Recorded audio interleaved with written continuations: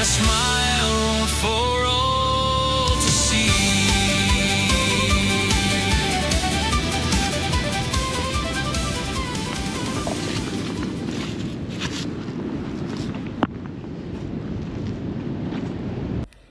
At this location, the suggested equipment is as follows: 1 pick, 1 geological hammer, geological chisels, gad pry bar for shale, goggles or safety specs, a pair of gloves, boots with good grip, and specimen bags for your finds. Kettleness is in a rather remote location. There are 2 ways to access it. The first is by walking from Brunswick Bay all the way round. However, this needs to be done on a falling tide and you need to make sure you've got enough time to get back. The second method is by using the rope.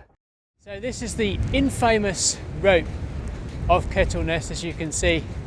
It's not for the faint-hearted. If you're going to do it, it's best to go down and then walk back round Brunswick Bay and on the top. Purely because trying to get up that thing with heavy rocks isn't the best of ideas. But there it is. The prominent beds seen are from the Cleveland Ironstone Formation, which is comprised of the Penny Nab member and above this the Kettleness member. Large heavy ironstone blocks found on the foreshore come from these beds. The Kettleness member can be seen in the cliffs, which is made up of the jet rock and bituminous shales. This is where the nodules containing ammonites, reptiles and dinosaur remains come from. Exposed on the foreshore is the grey shale member from the Whitby Mudstone Formation. Further south, past the first headland, a reddish pink coloured rock can be seen on the foreshore. This is part of the alum shale member. The Overtus band can also be seen, although most of the nodules have been removed. Above this is a series of hard shales, including the main alum shale and at the top the cement shale.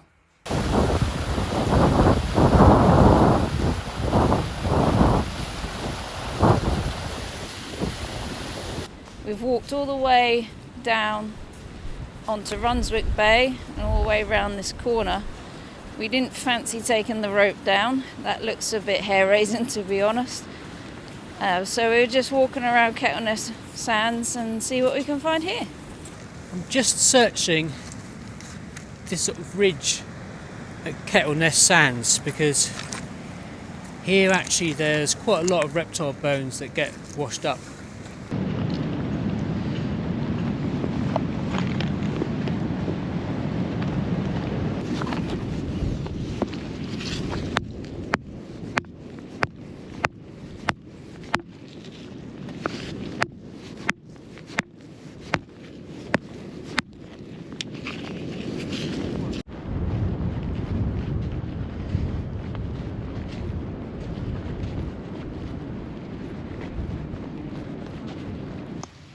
So I've been splitting quite a few of these nodules and we haven't really been finding much in them at the moment. And I've only split this one wrong. And there's one just in there. So let's take this bit off because you never know.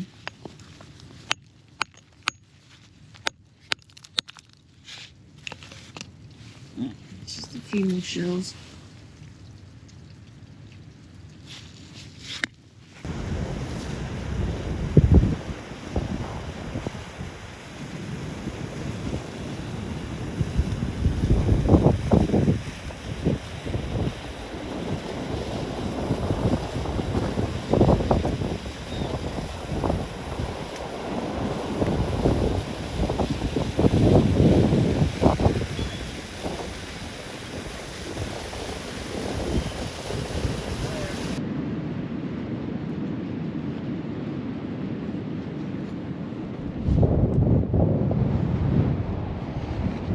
Look, I found this behind the rock. It's a worn duck. Oh, that's good. It's well spotted.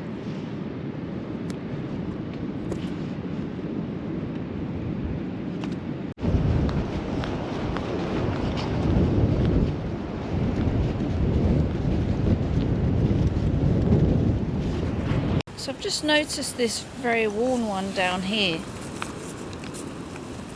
Sometimes if you break the rock, there's either a nicer one inside or this worn one actually comes out alright. So we're just going to give it a hit.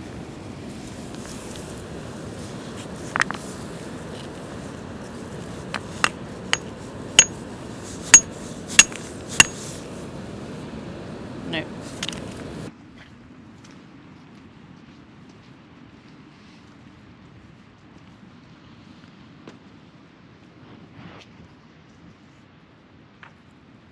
So we had a look at Kettle Sands a few moments ago. We didn't find too much. Hoping to find a few reptile bones. We found a few worn dacks, so we are actually decided to make our way around the corner now.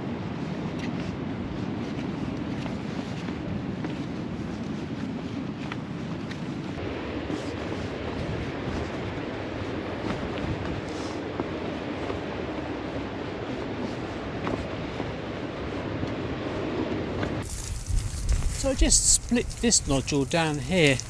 It didn't look very promising to start with, but right on the edge, it's split here. You can see it's beautiful pyritic golden ammonite there.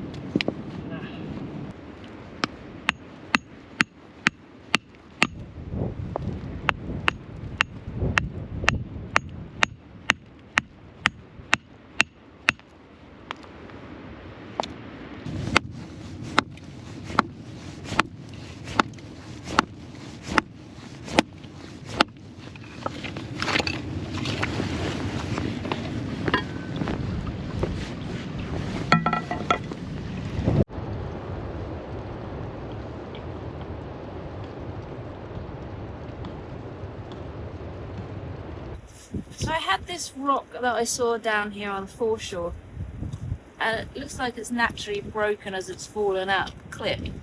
And I noticed this bit here, which is obviously the fabricone, the end bit of the belemnite. So these are the bits I've split off, and there's a nice bit of the fabricone going all the way along.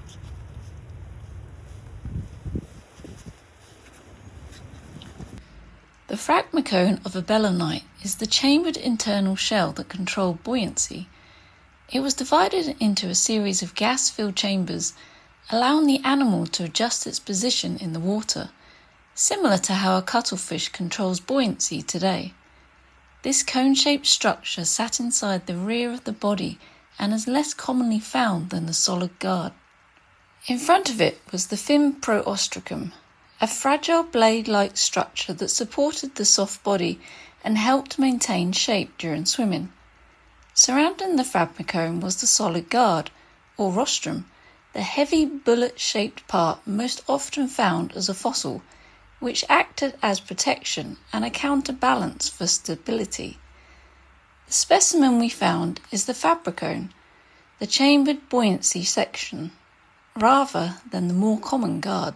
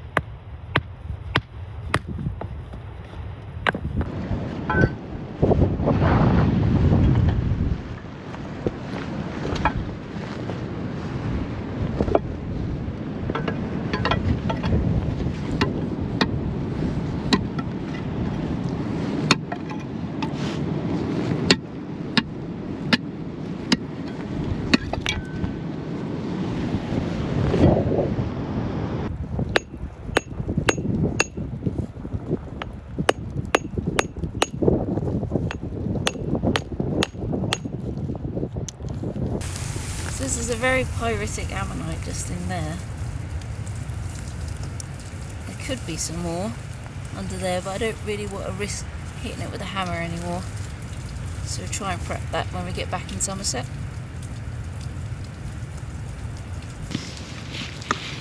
I think there's one in there.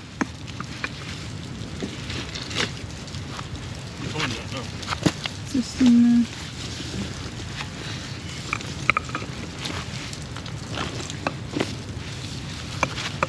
A little bit more attack.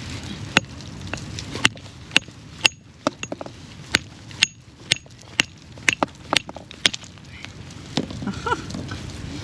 A very nice golden one. Very shiny.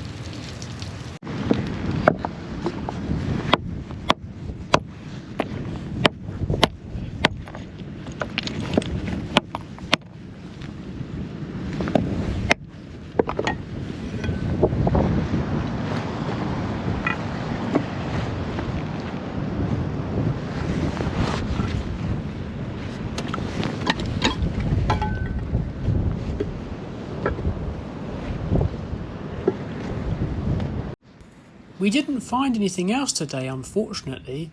There are, however, many different species of ammonites that can be found here. Here's a selection of specimens we've found in the past.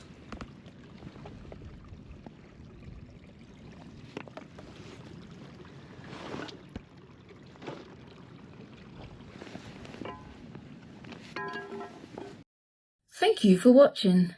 If you enjoy fossil hunting, like and subscribe to our channel for regular videos on where to collect, hints, tips and location updates.